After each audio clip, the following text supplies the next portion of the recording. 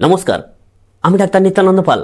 আমার গ্রামীণ হোমিওপ্যাথির পক্ষ থেকে আপনাদের স্বাগত। আশা করি ভালো আছেন এবং সুস্থ আছেন, এবং আগামী দিনে যাতে আপনারা ভালো থাকেন, সুস্থ থাকেন, সে আশা করে আমার এই চ্যানেলের মাধ্যমে বিভিন্ন প্রকার রোগ ও তার হোমিও ওষুধ সম্বন্ধে ভিডিও আপলোড করে থাকি। আপনারা নিশ্চয়ই ভিডিওগুলো দেখে উপকৃত হচ্ছেন এবং বন্ধুবান্ধবের মধ্যে শেয়ার করে দিন যাতে তারা দেখে উপকৃত হতে পারে। আর যারা আমার এই চ্যানেলে নতুন তারা অবশ্যই করে সাবস্ক্রাইব করে পাশে বেল আইকনটা প্রেস করে রাখবেন।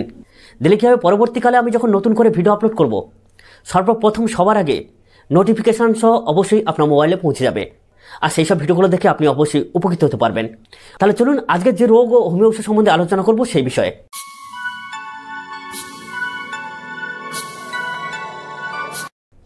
আজকের যে রোগটা সম্বন্ধে আলোচনা করব সেটা হচ্ছে কি, শীতকালীন ঠান্ডা লেগে গলা ব্যথা। আপনি ঠান্ডা জল খেয়ে আপনার প্রতিরোধ ক্ষমতা কম, সেখানেও টনসিল ফুলে কিংবা গলায় ঘা হয়ে গলা ব্যথা হতে পারে। এই শীতকালে কিন্তু গলা ব্যথা নানান প্রকৃতির হয়, যেমন গলায় ঘামাচির মতো বিড়বিড়ে হয়ে গলা ব্যথা হতে পারে, ভিটামিন সরজনিত কারণে জিভ ফেটে গিয়ে জিভে জারি ঘা হয়ে গলা ব্যথা হতে পারে, ঠান্ডা লেগে গলা ব্যথা হতে পারে, টনসিল ফুলে গিয়ে ঠান্ডা লেগে গলা ব্যথা হতে পারে। এই গলা ব্যথাও কিন্তু নানান প্রকৃতিরভাবে হয়, নানান কারণে হয়। অতএব আজকের এই গলা ব্যথা রোগের ক্ষেত্রে গলায় ঘা হলে আপনার হোমিওপ্যাথি ওষুধ কী কী খাবেন, কী কী হোমিওপ্যাথি ওষুধ খেয়ে আপনি এই গলা ব্যথা থেকে খুব সহজে মুক্তি পেতে পারবেন। তাহলে চলুন আজকে এই গলা ব্যথা রোগের ক্ষেত্রে প্রথম যে হোমিও ঔষধ সম্বন্ধে আলোচনা করব সেটা হচ্ছে কি, অ্যাকোনাইট।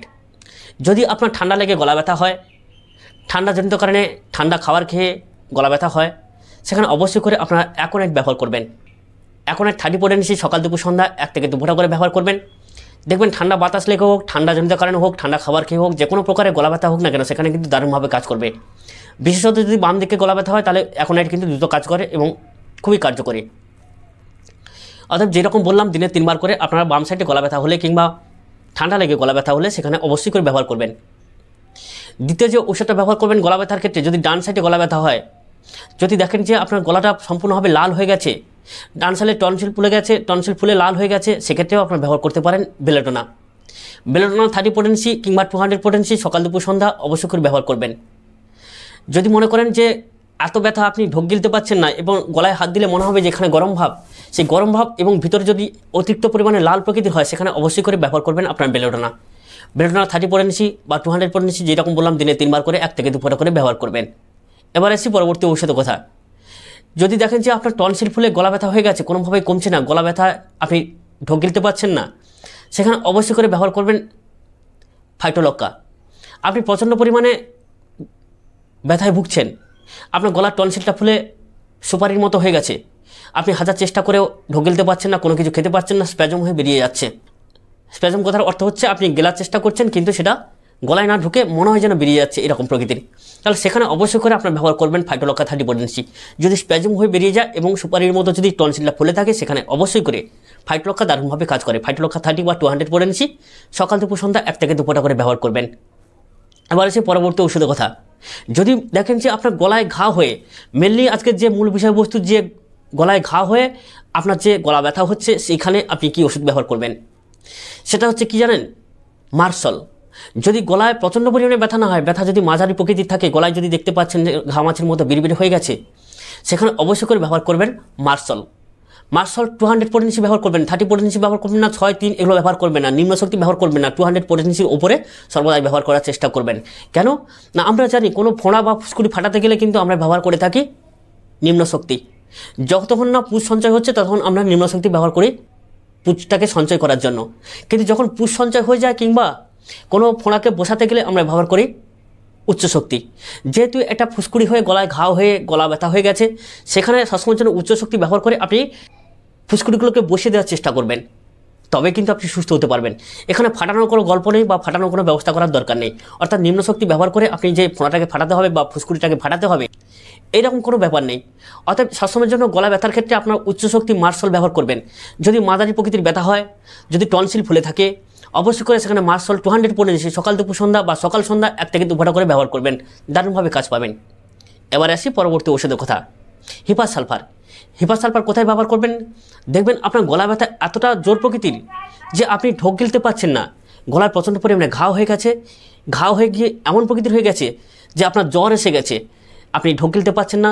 জ্বর না থাকলেও যদি প্রচণ্ড পরিমাণে গলা ব্যথা হয়, আপনি ঢোক গিলতে পারছেন না, আপনার সামান্য পাখার বাতাসে আপনি ঠান্ডা অনুভব করছেন, শীত অনুভব করছেন, সেখানে চোখ বুজে ব্যবহার করবেন হেপা সালফার। যদি প্রচণ্ড পরিমাণে গলা ব্যথা হয়, গলায় ঢোক গিলতে গেলে মাছের কাঁটার মতো অনুভব হয়, সেখানে অবশ্যই করে ব্যবহার করবেন হেপা সালফার। গলায় ঘা হলে যদি প্রচণ্ড পরিমাণে ব্যথা হয়, যদি মনে হয় যে আপনি পাখার বাতাস সহ্য করতে পারছেন না, অল্প বিস্তর জ্বরও থাকতে পারে, সেখানে অবশ্যই করে ব্যবহার করবেন হেপা সালফার। মাছের কাঁটার মতো অনুভব হবে। হেপা সালফার ব্যথাটা এতটা তীব্র হয় যে ঘা হলে মাছের কাঁটার মতো অনুভব হয়, আপনি খেতে পারেন না, মুখে অল্প বিস্তর লালা আসতে পারে, সেখানে আপনার ব্যবহার করবেন হেপা সালফার। উচ্চ শক্তি, নিম্ন শক্তি ব্যবহার করবেন না। আগে যেরকম মার্শালের কথা উদাহরণ দিয়ে বললাম, সেই রকম হেপা সালফার শাসনের জন্য ফুসকুড়ি বা ফোঁড়াকে বোঝাতে গিয়ে উচ্চ শক্তি ব্যবহার করতে হয়। উচ্চ শক্তি যদি আপনি প্রথম অবস্থায় ব্যবহার করে ফেলেন, অবশ্যই আপনার গলার ঘাগুলো নির্মূল হয়ে যাবে এবং গলা ব্যথা থেকে আপনি সহজে মুক্তি পেতে পারবেন। তাহলে হেপা সালফার 200 পলিসি দিনে 2-3 বার করে ব্যবহার করবেন, সকাল দুপুর সন্ধ্যা, সকাল সন্ধ্যা, এইভাবে ব্যবহার করবেন। এবার শেষে আসি, আপনি গার্গিল করবেন কিভাবে। আপনি গলা ব্যথায় কষ্ট পাচ্ছেন, কিন্তু গলায় এক প্রকার স্লাব জমে আছে, জিভের গোড়ায় এক প্রকার স্লাব জমে আছে, সেই স্লাবটাকে আপনাকে পরিষ্কার করতে হবে। সেই স্লাব যদি আপনি পরিষ্কার না করেন, কিন্তু গলা ব্যথা থেকে আপনি মুক্তি পাবেন না। ওটা একটা ইনফেকশান, এই ইনফেকশানটাকে নষ্ট করতে গেলে আপনাকে একটা গার্গিল করতে হবে। গার্গিল কীভাবে করবেন, আপনি 5 ml মতো অ্যালকোহল নেবেন, 1 কাপ গরম জল নেবেন। 1 কাপ গরম জলে 5 ml অ্যালকোহল বলতে কি জানেন, আমাদের হোমিওপ্যাথি ডাক্তাররা ব্যবহার করে থাকে এক্সট্রা ন্যাচারাল অ্যালকোহল। এই এক্সট্রা ন্যাচারাল অ্যালকোহল আপনি 5 ml 1 কাপ জলে, অর্থাৎ চা কাপের 1 কাপ জলে ভালো করে মিশিয়ে সেটাকে দিয়ে গার্গিল করুন। এই গার্গিল করার পরে 1 ঘন্টা পর্যন্ত আপনি কোনো ঠান্ডা জল খাবেন না। দেখবেন আপনার গলার ইনফেকশন নষ্ট হয়ে যাবে। আপনার গলা ব্যথাজনিত কারণে বা গলায় ঘা জনিত কারণে যদি অল্প বিস্তর কাশি হয়ে থাকে, কিংবা এই যে গলার যে ইনফেকশান, সাদা স্লাব জমে যাওয়া, সমস্ত কিছু কিন্তু পরিষ্কার হয়ে যাবে। কারণ এই অ্যালকোহলের এত তেজ, এত ক্ষমতা, কাশি হলে কাশি কমাতে পারে, গলায় ইনফেকশান হলে ইনফেকশান কমাতে পারে। এটা কিন্তু অনেকেই ব্যবহার করেন না, আপনার ব্যবহার করে দেখুন, দারুণভাবে কাজ পাবেন। আমি আমার চেম্বারের 10 বছর থেকে 11 বছরের যে অভিজ্ঞতা, সেগুলো কিন্তু আপনাদের সামনে একটু একটু তুলে ধরি। আজকের যে এই অ্যালকোহল দিয়ে যে গার্গিল করা অভিজ্ঞতা, এই অভিজ্ঞতা কিন্তু আপনাদের সামনে আমি মন খুলে বলে দিলাম।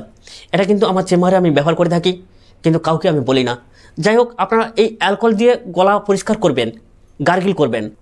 আপনারা অনেকে লবণ দিয়ে গার্গিল করেন, একবার এই অ্যালকোহল দিয়ে গার্গিল করুন, বুঝতে পারবেন এর উপকারিতা কী।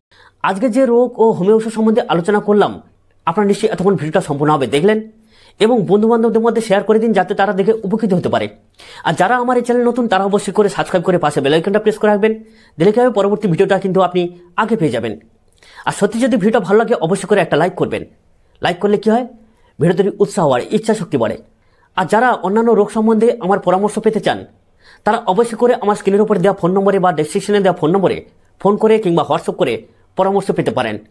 আবারও আমার গ্রামীণ চ্যানেলের পক্ষ থেকে প্রীতি, শুভেচ্ছা এবং অভিনন্দন জানিয়ে আজকের মতো বিদায় নিচ্ছি। দেখা হবে পরবর্তী ভিডিও পর্বে। ততক্ষণে আপনারা ভালো থাকবেন।